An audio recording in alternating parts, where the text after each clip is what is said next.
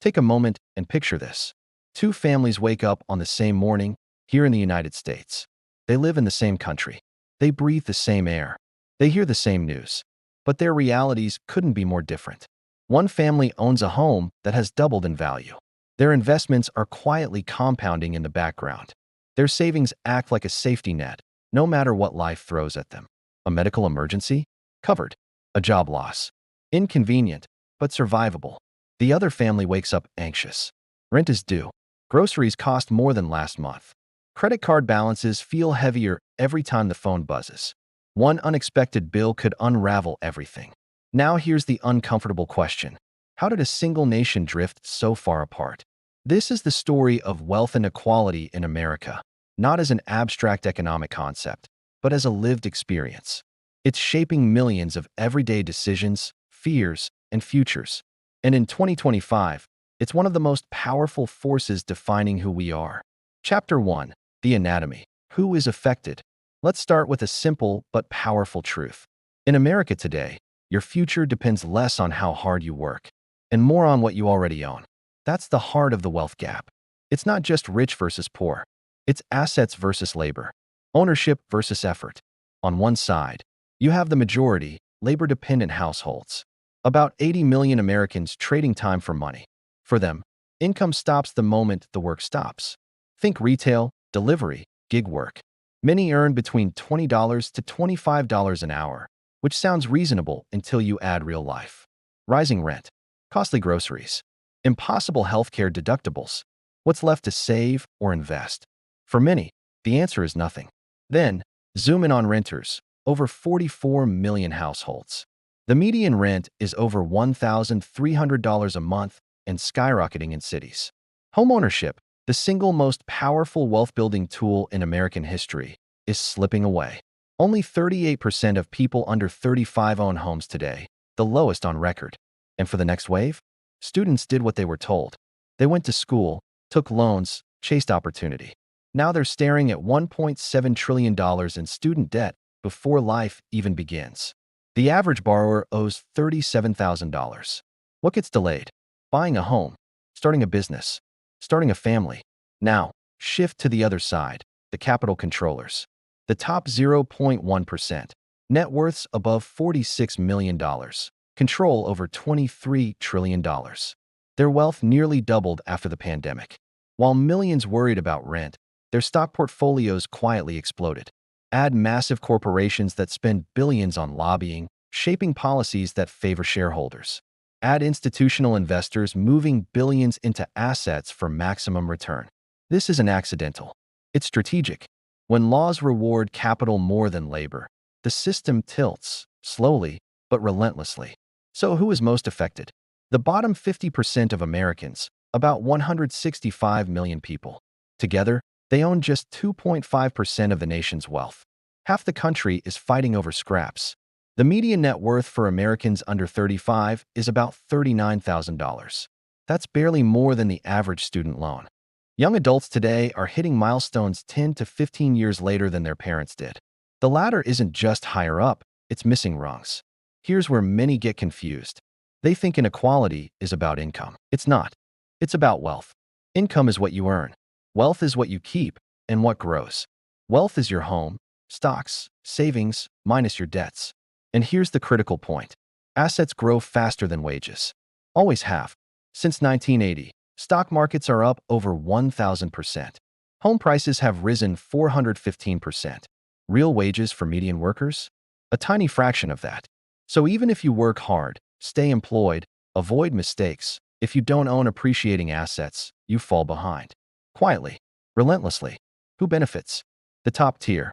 The top 1% control 31% of all U.S. wealth, over $52 trillion. That's more than the entire middle 40% of the country combined. Why? 3 reasons. 1. Asset inflation. The top 10% own 87% of corporate stocks. When markets surge, they win automatically. 2. Preferential taxes. Capital gains are taxed at 20%. Top wage income, 37%. Work is taxed harder than wealth. 3. The influence loop. Wealth buys political influence. Influence shapes policy. Policy protects wealth. It's a self-reinforcing system. To understand today, you have to go backward. There was a time when America felt like it was moving together. After World War II, through the early 1970s, productivity rose, and so did wages. The middle class expanded. Then, around 1979, something broke. Worker productivity kept climbing, but paychecks stopped keeping up. From 1979 to now, productivity shot up 87%. Typical worker pay? Just 33%. That gap, the productivity pay divide, became the fault line of modern inequality. The extra value didn't go to workers. It flowed upward to shareholders and asset owners. Then came the 1980s. Policy accelerated the shift. Top tax rates were slashed from 70% down to 28%. Financial markets were deregulated. A new framework took hold, one that favored ownership over labor. The 2008 financial crisis deepened the divide. Middle and lower-income families lost over a third of their wealth, mainly from collapsing home values, their only real asset. The wealthy, invested in stocks, recovered faster. Then came COVID-19, a crisis that affected everyone, but not equally. Stimulus and low rates flooded markets. Stocks and home prices soared. Billionaire wealth exploded. While stimulus checks briefly helped incomes, wealth inequality accelerated. Then inflation hit, erasing those gains for working families. By the mid-2020s, the divide wasn't just persistent. It was embedded in the system. Inequality doesn't look the same everywhere. Where you live determines if it feels like pressure or suffocation. In expensive cities like San Francisco, New York, LA, it's the rent trap. Nearly half of all U.S. renters are cost-burdened, spending over 30% of income just on rent. In 2025, you needed to earn nearly $29 an hour to afford a modest two-bedroom apartment. How many service workers make that? The math is brutal. Median renter net worth? $11,400. Median homeowner net worth? $395,000. Now, shift to rural America, about 15 to 20% of the population. Here, inequality isn't about high rent. It's about the lack of opportunity. Jobs are scarce. Young people leave. Recovery takes longer. Then, there are the forgotten towns, especially across the Rust Belt. Places powered by manufacturing, thrived on stable, union jobs. Then the factories closed. Jobs vanished. Economies hollowed out. Generations now grow up with fewer options. Fewer options than their parents had. You don't just read about inequality. You see it. You feel it. Every day, at the grocery store, prices rise, but packages shrink. That's shrinkflation. For families where groceries already eat up income, this isn't annoying. It's destabilizing. In the housing market, in early 2025, nearly one-third of home purchases were all cash. By investors and the wealthy, regular families are outbid, outpaced, locked out. On college campuses, student debt hit $1.81 trillion. 43 million borrowers. For students from lower wealth families, loans aren't optional. They're survival. Debt shadows every financial decision. In doctors' offices, in 2025, 36% of adults skipped needed medical care because they couldn't afford it. Inequality doesn't just affect wealth. It affects your health, your lifespan, your quality of life. Chapter 3. Why it matters. The consequences. This brings us to the most important question. Why does this actually matter? What happens if nothing changes? First, political polarization and a strained democracy. When wealth concentrates, so does power. Money buys influence. Campaign donations, lobbying, policy access. This leads to policy capture, where laws reflect the priorities of the wealthy, not the majority. When voters believe the game is rigged, frustration turns to anger. Economic anxiety morphs into political hostility. Populism rises. Compromise collapses. High inequality weakens democratic norms. Not all at once, but through slow erosion.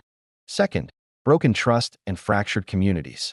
The American promise was simple: work hard, play by the rules, move up. When that promise breaks, something breaks in society. Communities with high inequality have lower social trust, higher stress, more mental health struggles. People retreat inward. Resentment grows.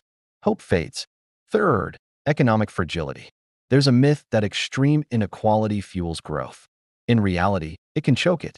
When most people have little disposable income, consumer spending, the engine of the U.S. economy, slows down.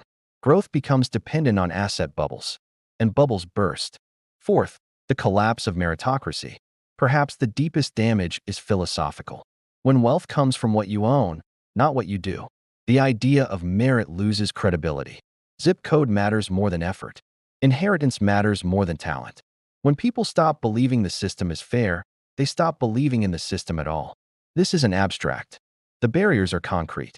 By 2025, nearly 75% of U.S. households cannot afford a median-priced new home. Even households earning $100,000 can only afford about 37% of listings. Your zip code is destiny. Children who move from low to high-opportunity neighborhoods are far more likely to go to college and earn more. Yet school funding remains deeply unequal. Between 1/4 and 2/3 of Americans live paycheck to paycheck. That constant pressure has real costs: anxiety, poor health, burnout. When survival consumes you, planning is impossible. For many, the gig economy isn't freedom. It's necessity. Nearly 30% of side hustlers rely on that income for essentials, working without benefits, without stability. Here's the critical truth. This trajectory is not inevitable.